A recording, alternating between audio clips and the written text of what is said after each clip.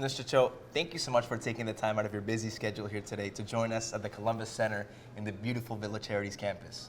For over 40 years, since 1984, our mission here at TLN has been pretty simple: to build and uplift communities. And we've done that through various TV channels, our digital services, live events, original productions, as well as our philanthropic activities. We've expanded beyond our core community of Italians and Hispanic communities.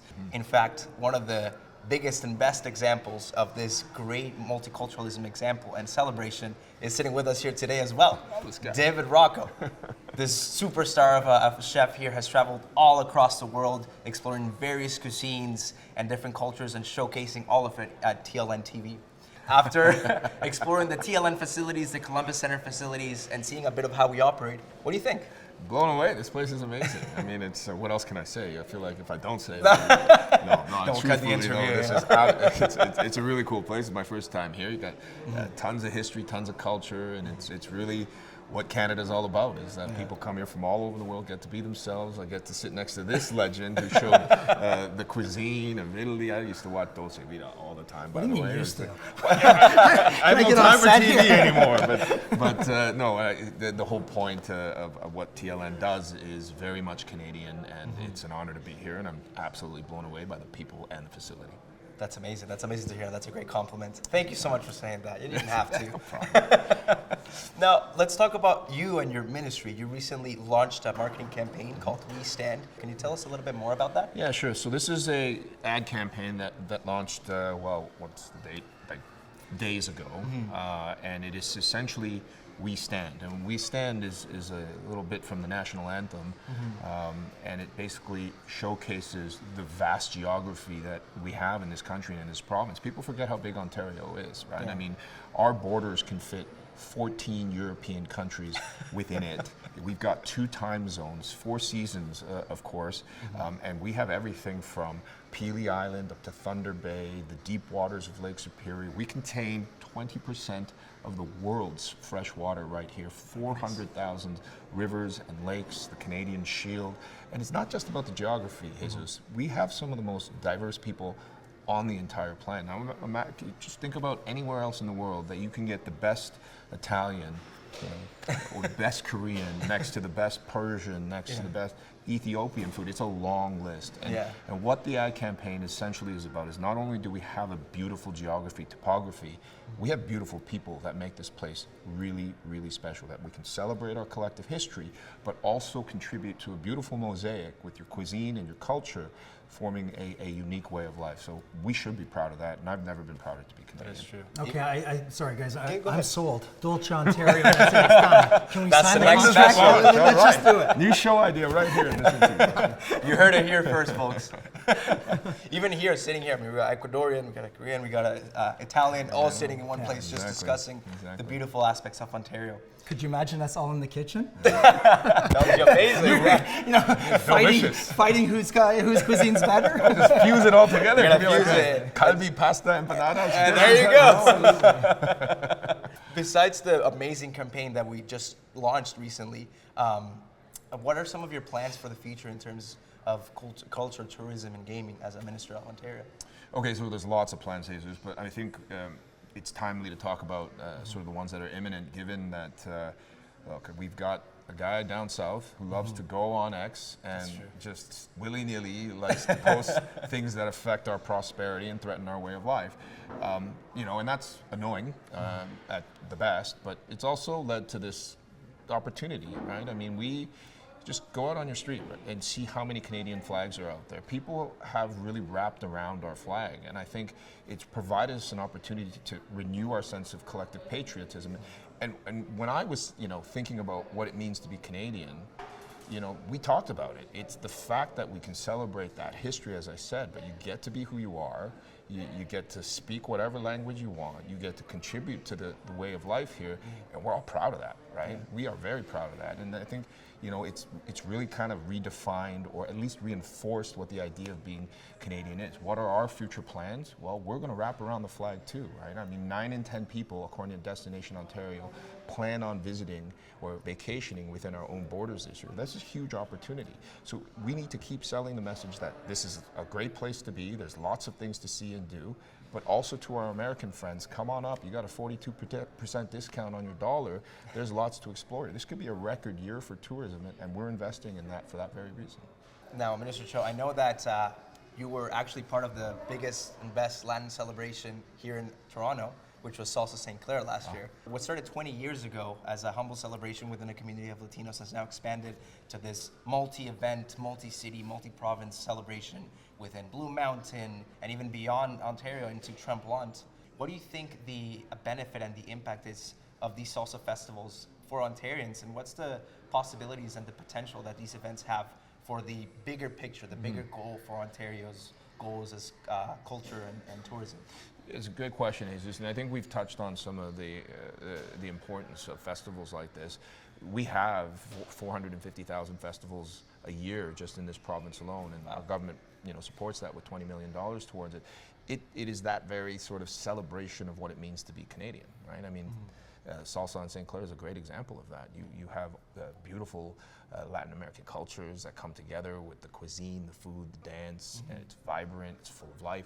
It's no wonder that it's spreading across the entire province, and I think that's great. Events like this is what our country's about, right? And I really felt that last year when I was at the event, eating all the food and seeing it wasn't just people of Latin descent that were down there. Yeah, it was very diverse, right? Yeah. And that's why also I love TLN. I mean, I remember watching this legend over here on Dolce Vita and enjoying learning about that cuisine, and it's something that has really stayed with me.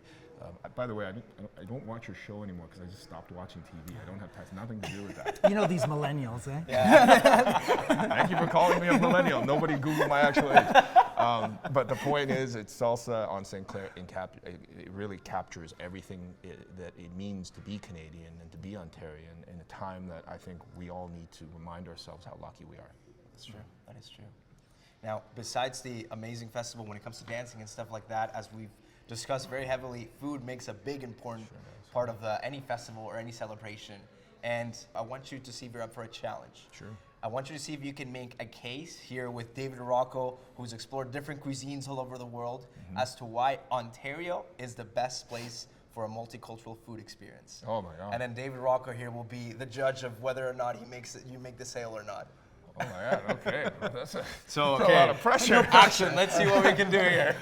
Your job depends on it. Oh man, okay. Put you in the hot I seat feel here. like I'm on an episode of Chopped or something here. But look, I think the reason started with those things that we were talking about, and I'm going to repeat a bit of it because you see some geopolitical instability throughout the world today, and when you think to people, just fighting for food or fighting to be who they are around the world, that's sadly the state. We don't have to do that, right?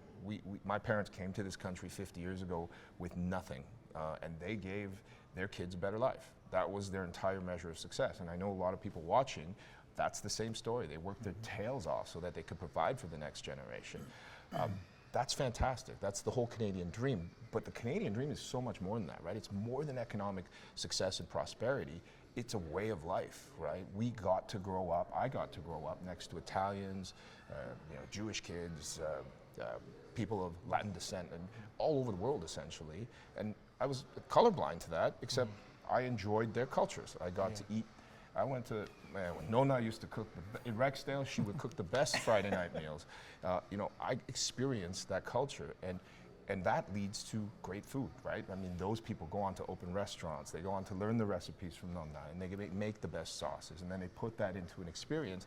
And culinary tourism is now one of the fastest growing tourism avenues for people looking for adventure. People are seeking bespoke adventures and really tailoring their travel around their food experience. Now you tell me where we're going to get a better experience than in this great city of ours. I challenge you. I can't think of a single place in the world where you're going to get better food from all over the world. Think about our natural ingredients, our rich soils, our farms. I mean, all of that stuff feeds into the base for amazing food. Then combine that with the expertise of all those from all over the world that are making the food, and you actually can't beat it.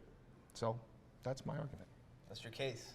So, David, How'd I do? verdict. I totally agree with the minister. I've been fortunate enough to travel around the world, and sometimes I have an identity crisis.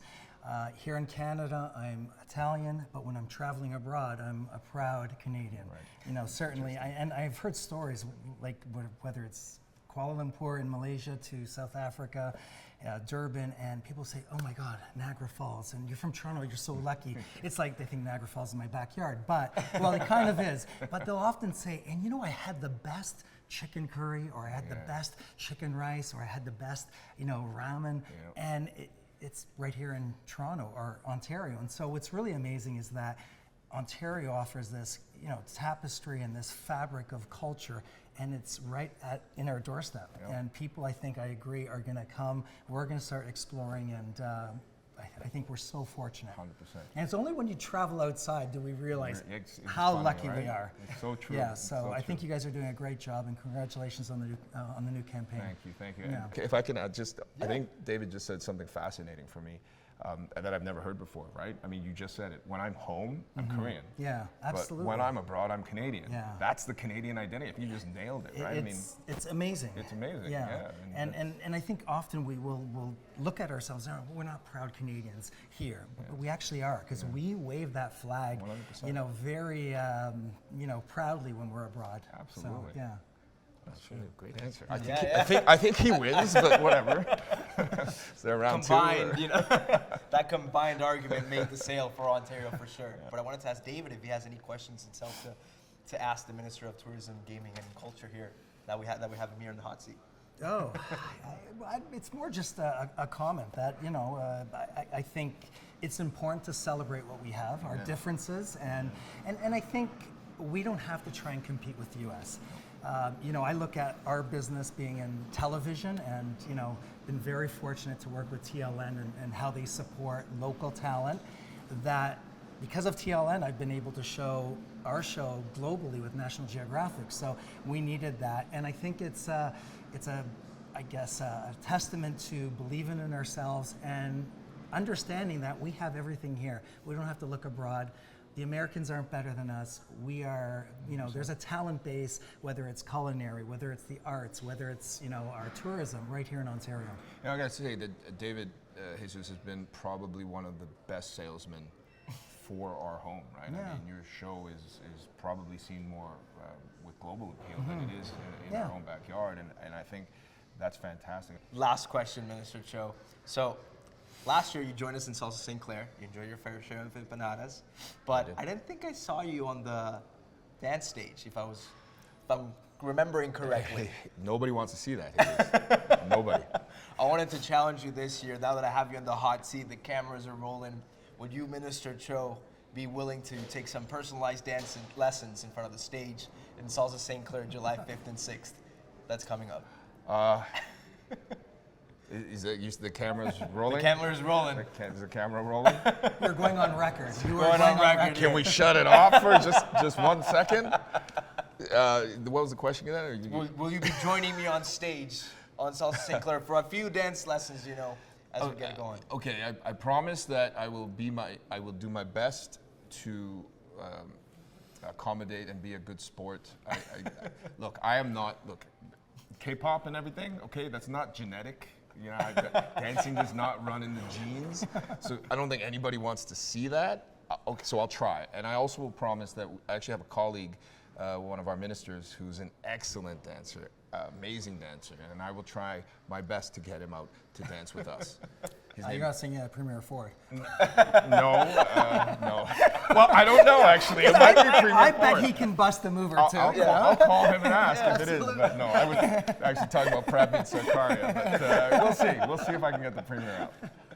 Well, you know what? I'll take that answer. I'll take that. I'll try. That's good for me, and I hope to see you on the stage. Hopefully you get the courage up so we can see you on stage in Salsa St. Clair. Appreciate it. But once again, Minister Cho, thank you so much for all the work you do. Thank you for sitting here with us today, for touring our facilities, and for sharing here with David Rocco. David Rocco, once again, thank you for displaying the amazing culture and the celebration of multiculturalism here in Ontario through your different shows, and for you to championing this marketing campaign to showcase what Ontario really has to offer.